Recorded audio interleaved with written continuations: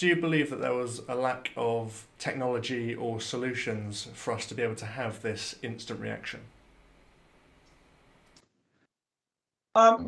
Yes, I think the technologies that we're using today, were pretty much in place, but they weren't widespread.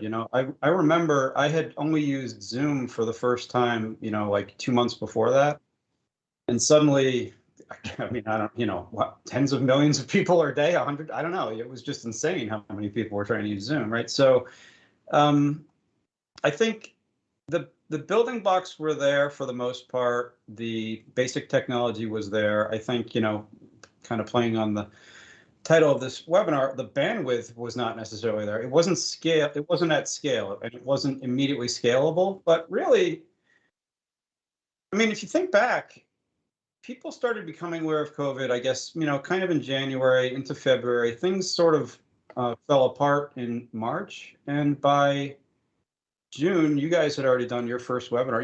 There was a huge amount of adaptation that occurred in a relatively quick period. It was like 3 months later, everybody was already tired of staring at computer screens, looking at each other, trying to figure out how to look into the camera and see somebody's face at the same time, which I still have not figured out how to do.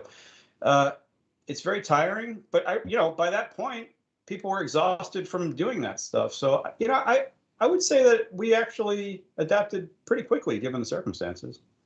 Agree with that sentiment there, Kevin. And Art, do you have anything to add to that? Yeah, no, I think Kevin covered it pretty well. I mean, I think there were some companies that were prepared, no doubt about it. But by and large, I think it was a shock. And I think many people have talked about how digitalization changed dramatically over the pandemic. They say it kind of had moved fast. I mean, had kind of moved forward about 2-3 years in about 3 months, right? And that's part of the I mean, that was part of what we experienced, right? Not just video conferencing, but you can extend that to a variety of different processes within a business. So